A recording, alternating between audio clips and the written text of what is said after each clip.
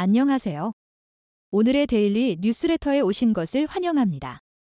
전 세계의 우려를 등지고 이란이 하마스를 도와 이스라엘 공격을 시작하는 충격적인 소식이 전해졌습니다.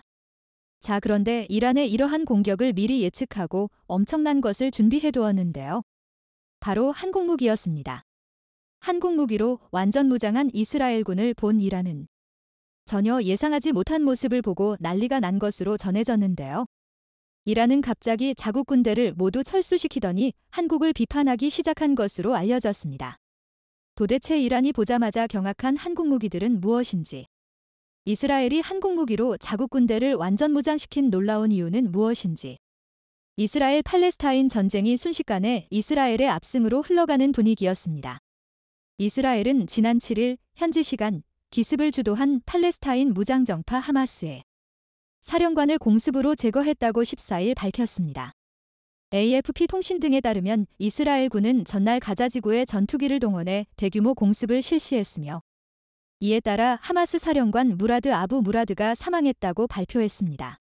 이와 함께 이스라엘 침투를 주도한 하마스 공중부대의 지휘부 수십 명도 제거했다고 이스라엘군은 덧붙였습니다. 이뿐만이 아닙니다.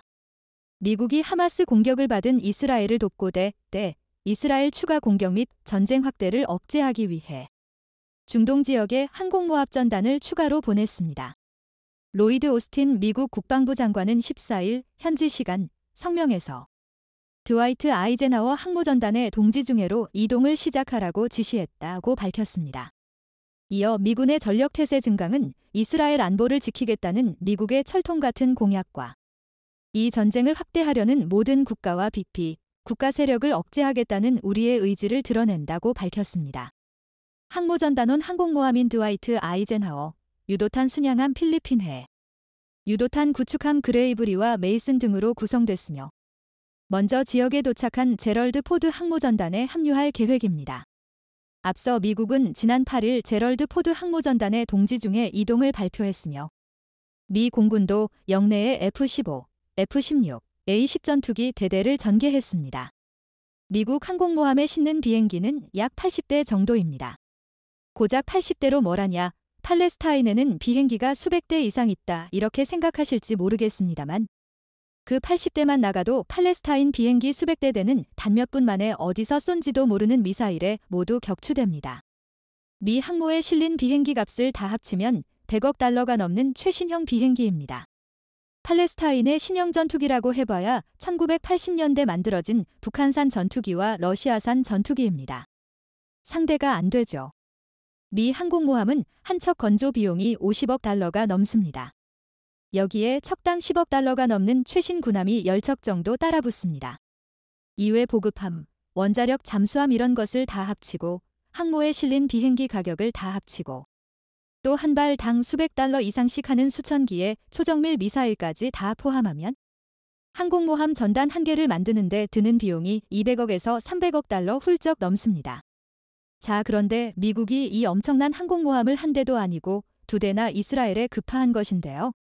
이렇게 이스라엘의 압승 분위기로 중동 전쟁이 끝나려 하자 중국이 나섰습니다. 왕이 중국 공산당 중앙외사판 공실주임 겸 외교부장은 팔레스타인 무장정파 하마스의 선제 공격을 이유로 가자지구에 보복 공습하고 있는 이스라엘에 대해 도를 넘었다고 맹비난했습니다. 왕 주임은 이스라엘의 행위는 자위, 범위를 이미 넘어섰다며 이스라엘은 국제사회와 유엔 사무총장의 요구에 귀를 기울이고 가자 민중에 대한 집단적 징벌을 중단해야 한다고 촉구했습니다. 이란은 아예 이스라엘 공격 준비를 마쳤다는 충격적인 발표를 했습니다. 이란의 군 조직인 이슬람 혁명 수비대가 시리아에 배치한 병력을 이스라엘 국경과 가까운 쪽으로 옮기고 있다는 보도가 15일 현지 시간 나왔습니다. 이스라엘 지상군의 팔레스타인 가자지구 투입이 임박했다는 관측 속에 이스라엘을 향한 이란의 움직임은 제2의 전선이 열릴 수 있다는 우려를 키우고 있습니다. 팔레스타인 무장 정파 하마스를 지원해왔던 이란은 이스라엘이 가자지구 공격을 멈추지 않으면 전쟁에 개입할 수 있다고 경고했습니다. 미국 일간 월스트리트 저널 WSJ은 시리아 정부 고문과 에조르의 활동가를 인용. 이란 혁명수비대가 시리아 동부 도시 데이르 에조르에 있던 병력을 남쪽의 다마스쿠스 가까운 지역으로 재배치했다고 보도했습니다. 자, 그런데 이렇게 빠른 속도로 이스라엘을 침공하려던 이란군이 이스라엘군이 무장한 무기들을 눈으로 실제로 보자 경악하며 난리가 났습니다. 이스라엘군은 대부분 이스라엘이 자체 제작한 무기들이고 미국산 무기 조금 정도 가지고 있을 것이라 예상한 이란의 예상과는 달리 이스라엘군은 최신식 한국산 무기들로 완전 무장한 상태였습니다. 이스라엘은 하마스와 전쟁을 벌인 2008년, 2012년의 이듬해에도 한국산 무기 수입액을 전년보다 각각 2배, 1.5배씩 늘린 바 있는데요. 이스라엘은 한국에서부터 최신식 폭탄, 수류탄, 어뢰, 지뢰, 미사일, 탄약 등을 초대규모로 수입했습니다. 이뿐만이 아닙니다. 이번 하마스의 미사일 벌떼 공격에 이스라엘의 첨단 방어망이었던 아이언돔이 속수무책으로 뚫리며 피해를 입자 이스라엘이 한국형 아이언돔을 대규모로 수입할 수 있다는 소식이 전해졌습니다. 한국은 20km 이하의 적어도 미사일들을 완벽하게 적중시키는 천공에서부터 30km대로 날아오는 미사일을 잡아내는 패트리엇. 여기에 60km 높이까지 완벽히 탐지해 100%에 가까운 명중률로 무력화시켜버리는 L3까지. 여기에다가 최근 LI지넥스원과 한화디펜스가 공동 개발한 한국형 아이언돔 LAMD, 대로 W 엘터투드 미셀 디펜스가 있습니다. LAMD 한 개 포대는 요격탄 발사 차량 2대에서 6대로 대당 요격 미사일 16발에 달하고 히트2킬 탄두를 장착. 여기에 ASA 다기능 레이더를 탑재해 동시에 100개 이상의 미사일을 동시 탐지해 격추시킬 수 있습니다. 이스라엘이 이렇게 한국의 최강 무기들로 도배하는 가운데 하마스와 이란은 북한으로부터 수입한 무기를 사용하고 있었던 것입니다. 미국 전문가들은 팔레스타인 무장 정파 하마스가 이스라엘 공격에 북한제 무기를 사용한 정황이 포착된 데 대해 과거 북한과 하마스 간 무기 연결고리가 수차례 있었다는 점을 언급하며 전혀 놀랍지 않다고 말했습니다. 미 국방정보국 DIA 정보분석관을 지내며 북한의 무기 거래 움직임을 오랫동안 추적해왔던 브루스 벡톨 엔젤로 주립대 교수는 하마스가 보유한 무기 중 상당수가 북한으로부터 들어온 것으로 판단된다고 지적하고 이스라엘군이 가자지구로 진격하게 되면 더 많은 북한산 무기를 보게 될 것이라 전했습니다. 또한 전문가들은 북한 무기가 하마스에 전달된 주요 경로로 북아프리카 국가인 이집트와 중동 국가 이란을 지목했습니다. 심지어 이란은 북한과 오래전부터 공동 개발한 미사일을 실전 배치해 사용해온 것으로 전해졌습니다. 미 국방부 산하 국가정보국 DIA는 지난해 11월 발표한 이란 군사력 관련 보고서에서 탄도미사일 등 이란의 무기체계에 북한의 기술이 연계됐다고 밝혔습니다. 보고서는 이란이 주요 무기 프로그램의 국산화 능력을 확립하기 위해 북한, 중국 등으로부터 지원을 받았으며 특히 중거리 탄도미사일 MRBM은 북한 미사일 기술의 영향을 받은 것으로 분석했습니다. 실내로 이란의 주력 MRBM인 액체연료 추진형 샤하브 3부는 북한 노동 미사일을 개량한 것으로 분석됐습니다. 이란이 이렇게 북한 무기를 장착하고 이스라엘을 공격하려 국경 근처까지 갔는데 이스라엘군이 북한 무기보다 화력은 100배 이상 강력한데 동시 100개 미사일을 탐지해 격추시켜버리는 최신 한국산 무기로 완전 무장한 이스라엘군을 보더니 경악을 한 것이었습니다. 상대가 안 되죠. 이란이 한국산 무기를 보자마자 경악하며 난리가 난 이유는 바로 얼마 전 한국산 무기로 완벽히 무장한 사우디연합군과 이란이 전쟁을 벌이던 당시 사우디연합군이 압승을 거두었는데요. 이란은 이때 이렇게 사우디연합군이 사용한 무기를 공개했는데 전부 한국산 무기들이었습니다. 전혀 예상하지 못했던 강력한 한국산 무기들의 속수무책으로 당했던 이란. 이번에도 똑같은 일이 벌어질까 두려움에 떨고 있습니다. 이에 이란은 한국에 당장 이스라엘로의 무기 수출을 중단하라라며 한국을 맹비난하고 있습니다. 사우디아라비아가 한국산 K239를 얼마나 효과적으로 활용했는지 알아보자. 최근 사우디아라비아에서 한국의 천무 다연장 로켓이 예멘 후티 반군을 공격하는데 실제 사용되었다고 알려지며 큰 화제가 되고 있습니다. 이것이 사실이라면 K239 천무의 국제무대 실전 대비로 볼 수 있는데요. 앞서 4월에 사우디가 한국의 K239 천무 다연장 로켓을 1조 원대 규모로 도입했으며 실전 배치까지 했다는 사실이 알려지며 크게 주목을 받았었습니다. 그런데 이번엔 후티 반군의 실제 공격까지 성공해 큰 성과를 거뒀다는 것인데요. 과연 어떤 소식인지 자세히 알아보겠습니다.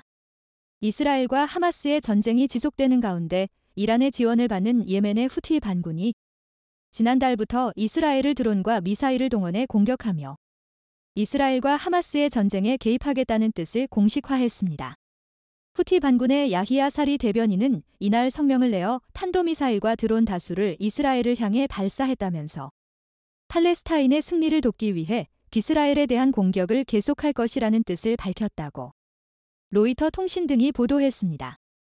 그런데 이스라엘을 공격하는 후티 반군을 저지하는 또 다른 곳이 있었는데요. 바로 사우디아라비아입니다. 2014년 이후 계속된 예멘 내전은 수니파 정부와 시아파 후티 간 싸움인데 사실상 사우디와 이란의 대리전쟁이라는 평가가 많았습니다. 이란은 후티 반군에 군사고문단과 무기를 제공했고 사우디는 수니파 정부군을 도우면서 아예 다국적군을 만들어 참전했습니다. 작년 말까지만 해도 사우디와 후티 반군은 서로 경계태세를 늦추지 않으면서 평행선을 달리고 있었습니다. 그런데 올해 4월부터 갑자기 사우디가 중동의 평화를 외치며 후티 수뇌부와 내전 종식을 위한 평화협상을 하기도 했습니다. 실제로 이들이 사우디 대표단과 후티의 수뇌부들이 만나며 몇 차례 회담을 진행해 예멘 내전의 휴전 훈풍이 시작했다는 평가가 나오기도 했습니다. 그러나 얼마 지나지 않아 이스라엘과 하마스의 전쟁으로 이들은 다시 적대 세력이 되었는데요. 실제로 지난 11월 12일 사우디가 갑자기 포병을 동원해 예멘 북부의 사다 지역을 집중 포격했습니다. 현지 매체에 따르면 사우디군은 이날 아침 대구경 포탄 수십여 발을 발사해 사다 일대를 집중 포격했다고 밝혔습니다. 그 결과 5명이 부상당하고 가옥 여러 채가 파괴됐다고 하는데요. 후티 반군 측은 사우디의 포격에 별다른 입장을 내지 않았지만 현지 매체들은 사우디 범죄자들이 예멘 지역을 포격해 그동안 많은 순교자와 부상자가 발생했다며 사우디의 공격을 성토했습니다. 평화협상이 진행되는 동안 사우디는 왜 갑자기 예멘에 포격을 가한 것일까요? 예멘 북부의 교통 요충지인 사다 지역은 오랫동안 계속된 사우디와 전투로 후티 반군 주력 부대가 대거 주둔하고 있습니다. 후티 지상군은 물론 항공전력과 미사일 부대도 사우디를 공격하기 위해 이 일대에 배치된 상태입니다. 지난해 후티 반군이 미사일과 드론으로 사우디 서부 홍해 연안의 제다 지역을 공격했을 때 도발 원점이 바로 이곳이었습니다. 즉 사우디의 이번 포격은 사다에 배치된 후티 반군의 미사일 드론 부대를 겨냥했던 것으로 보입니다. 실제로 앞서 약 3주 전 후티 반군이 갑자기 사우디를 먼저 공격했습니다. 지난달 31일 블룸버그는 예멘 국경에 위치한 남서부 자잔 지방에서 후티군과의 전투로 사우디 군인 4명이 숨졌다고 보도했습니다. 사우디는 지난 몇 주 동안 후티 반군이 사우디 영토에 발사한 미사일을 요격하기도 했는데요. 예멘에서 이스라엘 쪽으로 미사일을 발사하면 사우디 영공을 지나게 되는데 이 미사일이 요격되자 후티 반군이 반발하며 사우디군을 공격한 것으로 보고 있습니다. 그래서 사우디는 후티 반군의 주력 부대가 있는 사다 지역을 집중 포격한 것인데요. 여기서 주목할 것은 사우디가 이곳을 무엇으로 타격 제트했는지 여부입니다. 사우디는 그동안 후티 반군을 공격할 때 전투기 공습을 선호했습니다. 그런데 이번 공격은 공군이 아니라 포병이 수행했고 국경에서 40km 이상 떨어진 지역을 타격했습니다. 사우디 포병이 보유한 무기 가운데 40km 이상 거리를 공격할 수 있는 무기는 두 종류입니다. 미국 M270MLRS와 강철비로 불리는 한국산 다연장 로켓 K239 천무입니다. 공교롭게도 이번에 포격한 사다를 사정권에 둔 사우디군 포병부대는 남부 국경 인근 나지란 지역에 있는 K239 포대 제트입니다. 이 부대는 사다와 직선 거리로 약 70km 떨어져 있어 사격진지 이동 없이도 포격이 가능합니다. 앞서 비밀리에 1조 원 규모의 천무를 수입해 일선 부대에 배치한 사우디는 후티와 평화협상을 시작한 지난 4월 예멘 국경에 있는 K239 부대를 처음 일반에 공개했습니다. 앞서 천무 실사격 훈련에서도 이를 직접 눈으로 보게 된 13개국의 군 지휘관들은 탄성을 자아내며 천무야말로 미국 주도의 지대함 타격 작전에 기여할 수 있는 무기라고 평가하기도 했습니다. 실제로 천문은 최대 사거리 45km에 230mm 무유도 로켓 12발과 최대 사거리 80km 이상의 로켓 12발을 탑재해 6발을 발사할 수 있는 미국의 하이마스보다 화력이 2배인 셈이죠. 사우디가 이번 공격에 천무를 동원한 것으로 추정되는 이유는 후티 반군이 보유한 모든 유형의 포병 무기보다 긴 사거리를 지녀 포격 후 반격을 피할 수 있기 때문입니다. 실제로 후티 반군은 이번에 포탄 수십 발을 얻어맞고도 사우디의 별다른 반응을 보이지 않았고 실제로 대응 사격도 하지 못했습니다. 이미 사우디군이 천무로 포격을 실시한 후 자리를 이탈했다고 본 것입니다. 이번 포격이 더욱 화제가 되며 주목받는 이유는 사우디가 동원한 포병 자산이 정말 천무라면 이번이 천무의 첫 실전 데뷔가 되기 때문입니다. 사우디 측 의도는 후티 반군의 보복 공격 가능성을 차단하고 일방적으로 포격을 퍼붓는 것으로 보입니다. 그렇다면 천무는 사우디의 작전 의도를 완벽하게 달성한 성공적인 데뷔전을 치른 셈이 됩니다.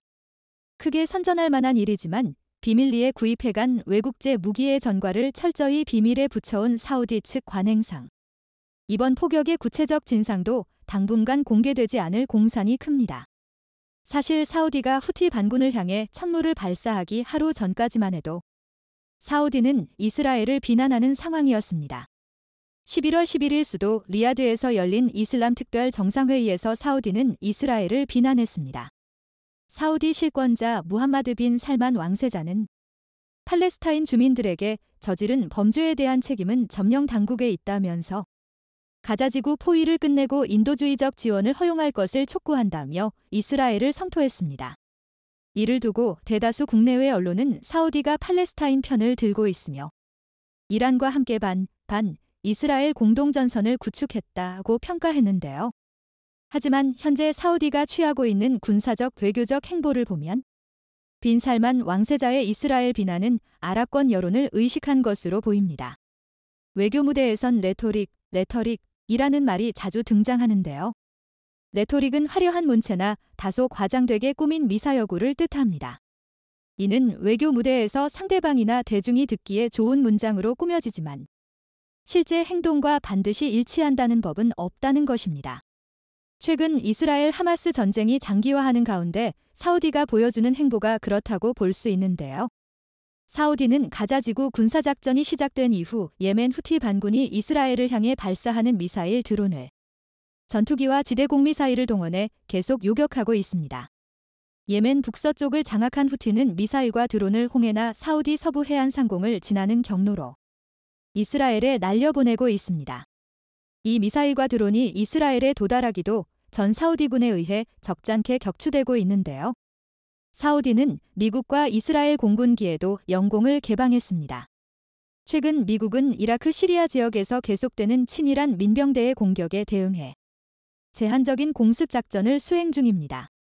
이와 동시에 사우디와 요르단, 바레인 등의 공군력을 전개해 이란을 겨냥한 대규모 무력 시위를 벌이고 있습니다. 미국이 이처럼 군사행동에 나서자 사우디는 자국 영공 사용을 허가한 것인데요. 아랍세계 강대국으로서 사우디는 같은 이슬람 세력인 팔레스타인을 옹호하며 각종 구호물자를 보내지만 사실 미국과 이스라엘이 수월하게 군사작전을 수행할 수 있도록 돕고 있다고 볼 수 있습니다. 이렇게 말과 실제 행동이 다른 사우디의 행보는 이슬람 세계의 오랜 갈등을 이해해야 하는데요. 이슬람 세계는 크게 수니파와 시아파로 나눠져 있습니다. 이들은 서로를 사실상 이단처럼 규정하면서 적대시합니다. 수니파와 시아파의 대립은 1400여 년간 이어져 왔는데요. 사우디의 경우 수니파 중에서도 강경파로 분류되는 와하브파 세력이 통치하는 국가입니다. 시아파 종주국을 자처하는 이란과는 말 그대로 철천지원수 사이입니다. 이슬람 혁명 후 이란 최고 지도자가 된 호메이니는 사우디의 와하비즘은 이단이고 이란의 이슬람 혁명 사상을 수출하겠다며 사실상 선전포고를 하기도 했습니다. 호메이니의 뒤를 이은 알리 호세인 하메네이 최고 지도자 역시 신이 가진 복수의 손이 사우디 정치인들 목덜미를 움켜쥘 것이라며 사우디와 투쟁을 선포하기도 했습니다. 그런데 문제는 지금 이스라엘과 싸우는 가자지구의 하마스가 이란이 지원하는 시아파 극단주의 조직입니다. 그래서 사우디는 말로는 이스라엘을 비난하고 있지만 실제 군사행동은 하마스와 같은 조직이라고 볼 수 있는 후티 반군을 저격하고 있는 것입니다. 어찌됐든 이스라엘과 하마스의 전쟁과 예멘 후티 반군의 사우디 공격 등 중동 내 긴장감이 고조되고 있는 가운데 이로 인해 한국엔 크게 두 가지로 이득이 될 전망입니다. 바로 한국 방산 수출과 2030 세계 엑스포 유치입니다. 현재 중동 내 불안정한 상황으로 사우디의 2030 세계 엑스포 유치 전에도 막대한 악영향을 끼칠 전망입니다. 먼저 2030 세계 엑스포를 유치하기 위해 여러 국가들이 치열하게 경쟁하고 있는 가운데 한국과 사우디가 유력 후보로 압축되고 있는데요. 그런데 이런 상황에 사우디와 후티 반군의 갈등이 극도로 높아지면서 지정학적 위기가 엑스포 유치 경쟁력을 가르는 핵심 변수로 꼽히고 있습니다. 선례도 있습니다. 2030 세계 엑스포 유치에 도전장을 던진 러시아, 모스크바와 우크라이나, 오데사가 대표적입니다. 러시아는 수도 모스크바를 앞세워 초반부터 공격적인 유치전을 펼쳤지만 우크라이나 침공 사태 등 전쟁이 장기화하자 최종 유치를 철회했습니다. 국제사회의 제재와 비난 여론이 영향을 미친 것으로 풀이됩니다. 우크라이나 역시 프로젝트 실행 가능성이 떨어진다는 점 등으로 인해 후보국에서 탈락했습니다. 사우디도 유사한 악화일로를 걸을 가능성이 거론되고 있습니다.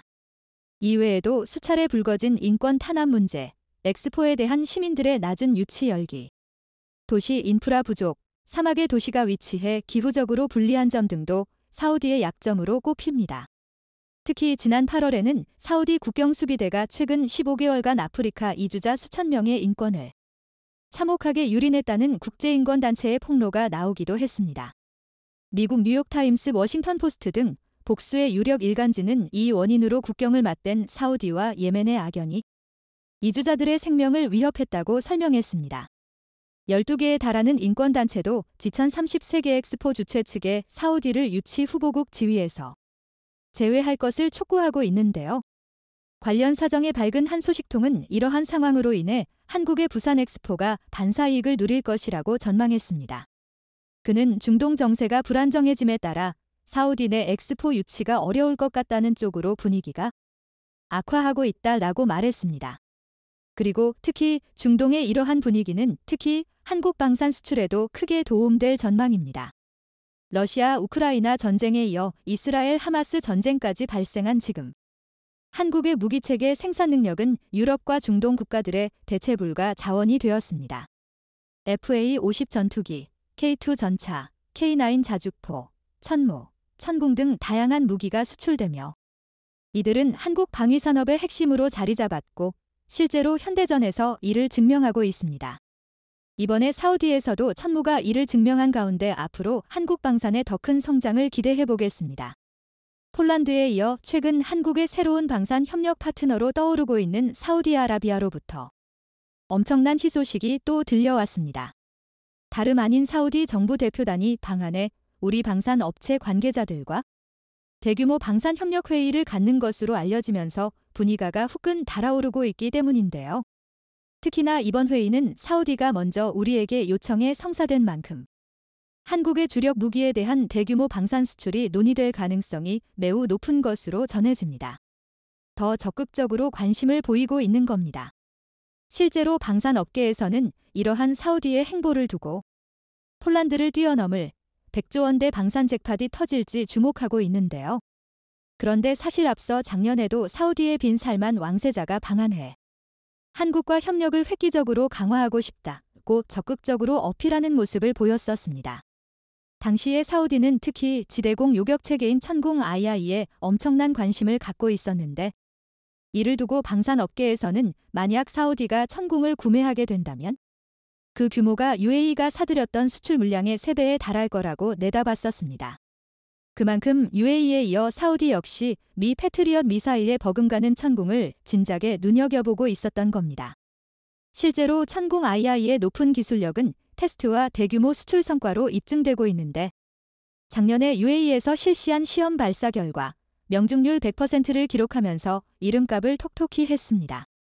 그런데 이렇게 최근 사우디가 한국과 방산 분야에서 긴밀히 접촉하려 하자 기존에 협력하려던 프랑스와 중국 등 다른 국가들이 깜짝 놀랐다고 하는데요. 다름 아닌 미국의 오랜 우방이자 최대 무기 수입국인 사우디를 비롯한 중동 국가들의 움직임이 한국으로 기울면서 분위기가 급반전됐기 때문입니다. 사실 그동안 미국 무기를 수입하는 상위 10개국에는 사우디, 카타르, 쿠웨이트, UAE 등 걸프만 4개 국가가 꾸준하게 포함돼 있었습니다. 이 가운데 사우디의 경우 2015년부터 2020년까지 미국에게만 총 860조 원에 달하는 무기를 구매하면서 미국의 해외 무기 수출액 1위에 올랐습니다. 하지만 이러한 기조가 최근 몇 년 사이 빠르게 변화하기 시작했는데요. 우선 사우디는 작년에 중국과 다목적 드론을 공동 제작하기로 합의했고, UAE 역시 올해 상반기 중국으로부터 고등훈련기 48대를 전격 수입하는 등 밀월 관계 움직임이 두드러졌습니다. 과거에는 미국 군사력의 강력한 비호 아래 오일머니를 빠르게 확장해왔지만 러시아 우크라이나 전쟁 이후 석유 감산 문제로 미국과의 충돌이 일어나면서 변화가 생긴 겁니다. 그런데 최근엔 이런 상황마저 또 다시 흔들리고 있다는데요. 성능 좋은 미국산 무기를 사용했던 사우디에서 어쩔 수 없이 중국 무기를 샀다 낭패를 보자 빈 살만 왕세자가 한국과의 방산협력 대규모 프로젝트 계획을 터뜨리면서 중국이 바짝 긴장한 겁니다.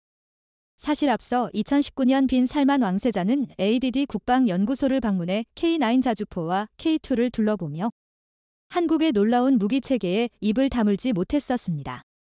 이를 계기로 사우디는 한국의 방산 분야를 롤모델로 삼고 양국 간 공동으로 무기개발 연구소를 설립하길 희망하는 등 한국 방산에 흠뻑 빠진 모습이었습니다. 그래서 전 세계 방산업계에서는 한국 방산업계에 엄청난 기회가 찾아왔다며 예사롭지 않은 시선을 보내왔었습니다.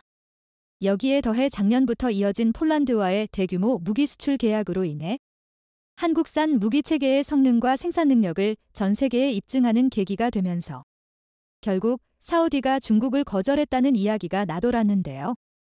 사실 한국산 무기는 가격 대비 뛰어난 성능은 물론 미국 무기 기반으로 제작돼 있어 사우디가 구입했던 미국산 무기와 호환할 수 있는 등 중국 말고 한국으로 기우는 게 전혀 이상할 이유가 없습니다. 실제로 방산업계에서는 사우디의 K2 전차 대량 도입설이 꾸준히 제기되고 있어 중국에선 돈줄이 끊길까 노심초사하고 있는 상황입니다. 그런데 여기에 더해 최근 프랑스에서도 사우디 때문에 깜짝 놀랐다고 하는데요. 프랑스 라팔 전투기 대량 도입 의사를 밝혀왔던 사우디가 갑자기 KF-21 도입을 진지하게 고려하고 있는 것으로 알려지면 충격적인 반전의 상황이 펼쳐진 겁니다. 프랑스 일간 라트리뷴에 따르면 앞서 사우디는 미국산 전투기 대안으로 라팔 전투기 100에서 200대를 도입하는 방안을 검토하고 있었습니다. 하지만 최근 프랑스 라팔 CEO가 지금 당장 구매해도 14년 뒤에나 일대를 인도받을 수 있다는 쇼킹한 사실을 전해오면서 사우디의 결정을 바꿔버렸습니다. 상황이 예상치 않는 방향으로 전개되면서 불안감을 느낀 사우디가 양산 단계에 돌입한 후 블록 2와 스텔스기 개량 사업까지 진행할 KF-21에 눈을 돌리게 된 겁니다. 특히나 최근 KF-21의 순조로운 개발 소식 또한 사우디의 발걸음을 더욱더 쉽게 한국으로 돌릴 수 있게 한 결정적인 이유가 됐습니다. 실제로 지난 6월 한국형 전투기 KF-21의 마지막 시제기인 6호기까지 첫 비행에 성공하는 등 국산 전투기 개발은 순항을 거듭하고 있습니다. 앞서 4월에는 단거리 공대공 미사일 발사에도 성공하는 등 전투기의 위용을 갖췄습니다. 방산업계에 따르면 KF-21은 내년부터 양산에 들어가 2026년부터 120대를 공군에 실전 배치될 예정으로 앞서 라팔 CEO가 밝힌 계획과 비교할 수조차 없는 엄청나게 빠른 일정입니다. 라팔 전투기의 경우 생산 능력은 한 달에 1대꼴로 앞서 라팔 CEO는 작년에 그리스, 인도, 카타르에 13대의 납품을 진행했다며 올해는 12대의 생산이 계획돼 있다. 고 인터뷰를 통해 이러한 사실을 밝혔습니다. 이런 생산 능력으로는 라팔이 사우디를 만족시킬 수 없는 상황으로 심지어 라팔은 현지 생산에도 소극적인 태도를 보이고 있어 한국과는 전혀 다른 모습이 연출되고 있습니다. 특히나 KF-21은 베이비랩터로 불릴 만큼 제프-22보다 똑 닮았는데 앞으로 개발될 스텔스 성능을 대폭 향상할 다이아몬드 2형을 적용할 예정이라 미래 전장에 대비하기 위한 기체로 손색이 없다는 평가입니다. 이와 관련해 KAI 강구영 사장이 2030년쯤엔 KF-21과 경쟁을 논할 다른 기종이 없을 것이라는 자신감을 내비치기도 했을 정도로 벌써부터 소문이 자자합니다. 이런 상황을 볼 때 조만간 사우디에서 KF-21 수주 잭팟이 터질 가능성이 상당해 보이는데요. 실제로 최근 사우디 방산업계에서는 한국이 엄청나게 주목받는 국가로 떠오르는 등 날이 가면 갈수록 한국 방산에 대한 관심이 커지고 있는 상황입니다. 사우디가 한화에어로스페이스가 생산하는 다연장 로켓인 천무를 배치한 데 이어 LI 지넥스1의 유도 로켓 무기인 비궁도 실전 배치한 것으로 확인된 겁니다. 방산업계에 따르면 사우디 군이 작년 10월에 도입한 신형 고속초 계정 FPV 2200분 함정에 소형 공격정 대응용으로 비궁이 탑재된 것으로 알려졌습니다. 비궁은 해상 이동 표적에 대응하고자 2016년에 개발한 2.75인치 유도 로켓으로 약 7cm의 작은 직경에 유도 조종 장치를 탑재하고 있으며 발사 후 망각 방식으로 다수 표적에 동시 대응할 수 있습니다. 여기에 더해 사우디 군은 한화에어로스페이스가 공급한 천무도 예멘 접경지역 부대에 실전 배치했는데요.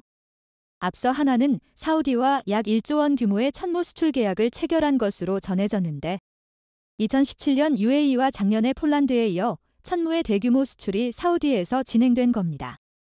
이렇듯 사우디와 국내 방산업체의 협력은 더욱 깊어질 것으로 예상되는데 앞서 말씀드렸던 것처럼 작년에 있었던 빈살만 왕세자 방한 때에도 한화와 LI 지넥스1, 현대로템 등과 방산 협력 방안이 논의됐기 때문입니다.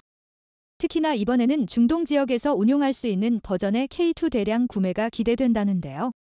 작년에 수주 잭팟을 터뜨린 폴란드도 대규모 방산 무기를 사들이면서 엄청난 성과를 냈지만 오일머니 사우디의 경우 현금으로 바로 입금 가능해 그 즉시 수주 효과가 나타날 것으로 보입니다. 현재 사우디의 경우 1000대에 이르는 전차 사업을 진행할 가능성이 크며 브래들리 장갑차 등 보병전투 장갑차 부문에 700대에 이르는 소요가 있어 수조 원의 잭팟이 터질 가능성이 큽니다. 여기에 더해 앞서 사우디가 구매했던 중국제 PLZ-45가 골칫거리로 전락하면서 이를 K9A2가 대체할 것으로 보이는 등 1000대 가까운 자주포 물량도 우리가 가져갈 것으로 보입니다. 이렇듯 사우디가 추진 중인 잠수함 프로젝트까지 우리가 완전히 수주하게 되면 최대 100조 원에 이르는 진정한 대박이 터질 것으로 기대됩니다. 특히나 앞서 사우디 국영방송인 갈 아라비아에서 K2 전차에 대한 성능을 분석하는 영상을 내보내면서 분위기가 막바지에 이르렀다는 걸 알려왔는데요. 당시 갈 아라비아는 K2에 대해 강력한 방호력과 현대적인 무기 시스템을 보유했다며 저고도에서 헬리콥터를 겨냥해 사격할 수 있는 성능까지 보유하고 있다고 극찬했습니다. 또한 매체는 폴란드의 K2 전차 도입 과정을 설명하는 등 최근의 수출 실적까지 조명하면서 뜨거운 인기를 누리고 있다고 강조하기도 했습니다. 이렇듯 현재 사우디에서 K2 전차에 대해 엄청난 관심을 보이고 있는 건 명백한 사실로 앞서 중국산 전차를 택한 실수 등 이런저런 상황을 볼 때 이번에 사우디에서 K2 전차의 역대급 수출 실적이 터질 것으로 보입니다. 이뿐 아니라 한국은 경제 분야에서도 사우디와 네옴시티 프로젝트를 추진하고 있는 중으로 여러 가지 굵직한 또 다른 경제 협력도 기대되고 있는데요. 한국과 사우디와의 협력 관계, 우방국이 됐다고 표현할 수 있을 정도로 밀착 관계가 한층 더 두텁게 형성되고 있습니다. 이런 협력 관계를 토대로 앞으로 어떤 반가운 소식이 전해져 올지 관심 있게 지켜보겠습니다. 현대전에서 상륙작전은 전세를 단숨에 역전시킬 수 있는 게임 체인저입니다. 6.25 당시 인천 상륙작전이 대표적 사례입니다.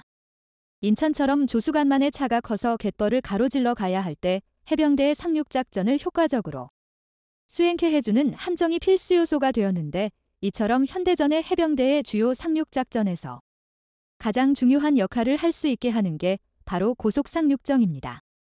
지난 1일 우리 방위사업청은 고속상륙정 LSF2 제3사호정인 솔개 633-635호정이 해군에 인도됐다고 밝혔습니다.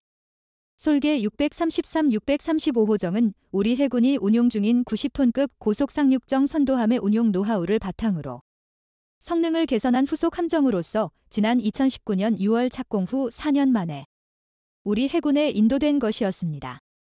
오늘은 우리나라 해병대 상륙작전의 핵심, 신형 고속상륙정에 대해 자세히 알아보겠습니다. 고속상륙정은 함정에서 해안으로 전력을 빠르게 운송하는 역할을 맡는 함정으로 가스터빈을 사용해 고속으로 기동합니다.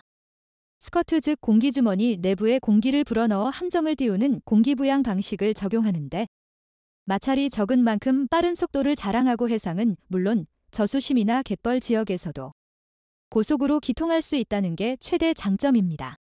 신형 고속상륙정은 길이 약 28m, 폭이 약 14m, 높이 약 8m 크기로서 해병대의 완전 무장 병력을 비롯해 전차나 장갑차 등을 탑재한 채 대형 수송함과 함께 상륙작전을 수행할 수 있습니다. 우리 해군도 고속상륙정의 필요성을 일찌감치 간파하고 그동안 오랜 기간 사업을 추진해 왔는데요. 사실 공기상륙정은 일반 함정보다 훨씬 비쌉니다. 더구나 연비는 아주 낮고 유지보수비가 많이 드는 데다가 상당히 시끄럽습니다. 심지어 제작 비용도 많이 듭니다. 1대당 대략 500억 원이 듭니다. 이러니 민간 분야에서는 개발하기가 어렵습니다. 그럼에도 불구하고 해병대의 상륙작전에 필요한 이유는 신형 무기체계의 발달과 함께 상륙작전의 양상이 상당히 달라졌기 때문입니다. 과거에는 적 해안에 근접해서 작전을 수행해야 했다면 현대전에서는 수평선 너머에서 기습적으로 돌진하는 초수평선 상륙작전으로 바뀌는 추세이고 고속상륙정은 초수평선 상륙작전을 수행할 때 많은 장비와 병력을 신속하게 해안으로 이동할 수 있도록 만들어주기 때문에 상륙작전을 수행에 필수적입니다. 따라서 각국은 고속상륙정 개발에 총력을 기울이고 있습니다. 러시아의 경우 물의 나급이 가장 유명한데요. 550톤 배수량, 최고의 속도 60노트, 3대의 전차, 8대의 장갑차 탑재, 360명 병사를 싣고도 최고 속도 60노트, 속력으로 무려 500km를 달릴 수 있는 수송 능력을 자랑합니다. 이러한 능력을 자랑 때문에 주변국들이 러시아의 기습 상륙 능력을 두려워하는 것입니다. 해군에 많은 투자를 하고 있는 중국 역시 상륙작전의 핵심이 된 상륙정에 관심이 많은 나라입니다. 특히 2017년부터 개량형인 726식과 726A식의 양산을 시작했고 이 개량형은 곧 중국 해군의 주력 함정이 됐습니다. 중국은 현재 헬기 상륙함도 건조 중인 것으로 파악됩니다. 불법 카피가 의심되는 기술을 통해 주브르급과 비슷한 급을 운용 중인 것으로 알려져 있습니다. 미국은 베트남전부터 SK-5급을 사용했는데 현재 상륙전용 LCAC-1급을 운용 중입니다. 현존하는 공기부양정 중 가장 빠른 속도인 70노트, 즉 시속 130km를 자랑합니다. 미국의 이 상륙정은 병력, 장비, 그리고 화물을 싣고 300km를 갈 수 있는 수송 능력을 자랑해 초수평선 상륙작전을 하기에 차고 넘치는 상륙정으로 평가받고 있습니다. 미국은 현재 전 세계에서 가장 많은 상륙정을 운용 중이며 미국에서 자체 개발해 판매하고 있습니다. 현재 한국 해군의 솔개 2급을 독도함에 탑재해 운용 중입니다. 고속상륙정은 기관총을 주요 무장으로 탑재할 수 있는데요. 숫자로만 보면 북한이 250정의 많은 상륙정을 보유하고 있지만 우리 군은 미군과의 여러 차례 훈련을 통해 북한의 상륙정의 수적 우위를 아파치 헬기로 무력화시킬 수 있다고 판단하고 있습니다. 사실 우리나라 고속상륙정 사업은 1989년 해군에 고속상륙정 한 척을 인도한 후 중단되었습니다.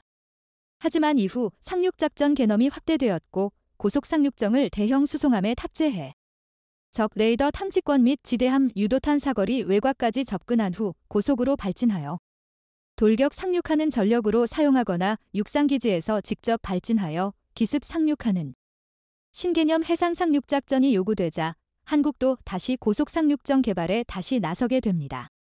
처음에는 미군으로부터 고속상륙정 기술을 도입하고 싶었으나 미국은 기술 보호 정책을 핑계로 미국 LCAC의 핵심 기술인 스커트 및 추진 부양계동에 대한 충분한 기술 이전이 보장되지 않았고 결국 합의점을 찾지 못해 끝내 결렬되고 말았습니다. 그러자 한국은 불리한 조건의 기술 도입 생산을 채택하는 대신 국내 건조로 변경하여 2002년 9월부터 한진중공업에서 기본 설계를 수행했습니다.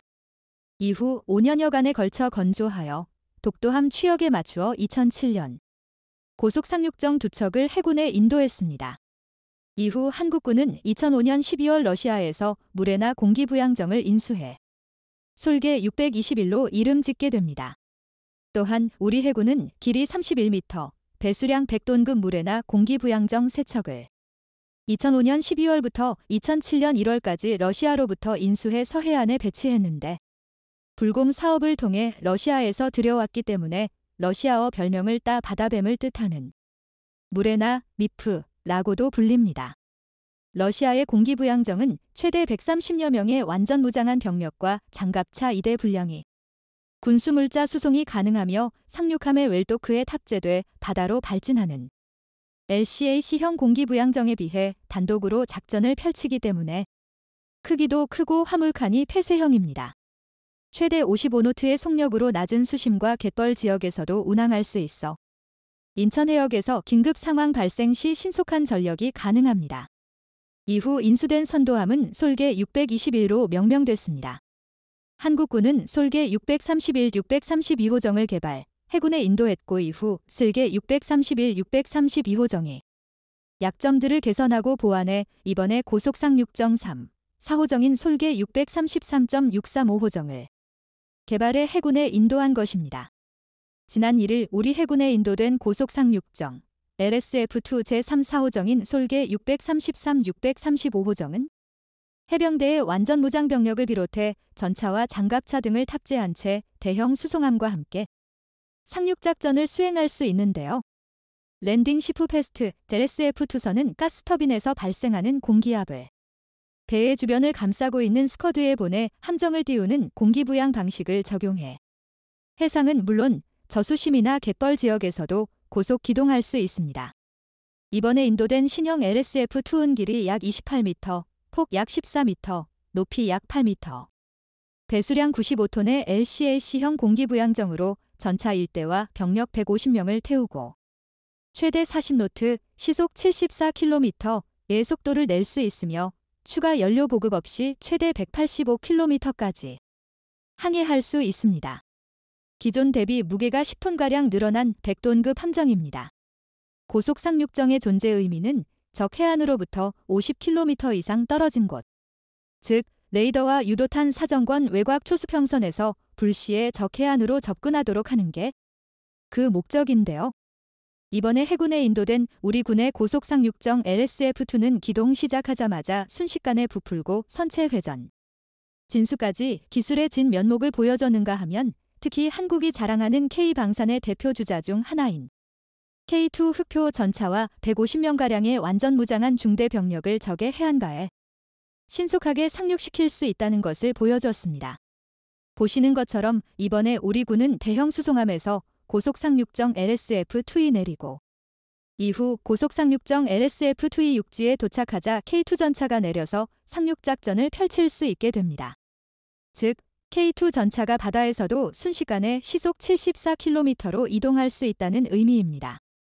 신형 LSF2는 60톤의 화물을 실어 나를 수 있기 때문에 이곳에서 K2 흑표 전차가 내리는 모습은 신형 LSF2의 압도적인 수송 능력과 위용을 보여주기에 충분했다는 평가를 받고 있습니다. 더구나 우리 군은 적의 고속상륙함을 무력화시킬 수 있는 고속상륙함 U-킬러 비궁까지 가지고 있습니다. 비궁, 궁은 한국과 미국이 공동 개발 중인 적외선 액티브 유도 70mm 히드라 70 로켓으로 새로 개발된 비궁을 KA-1에 장착해 시험 발사를 해보니까 8km 밖에서 고속으로 움직이는 함정을 정확히 맞추는 타격력을 갖추고 있었던 것입니다. 삼면이 바다인데다가 상륙작전의 중요성이 그 어느 나라보다 중요한 한국으로서는 고속상륙정의 성능이야말로 그 어떤 나라보다 중요하며 이번에 인도된 신형 고속상륙정은 향후 우리 상륙작전의 핵심이 될 것으로 기대됩니다.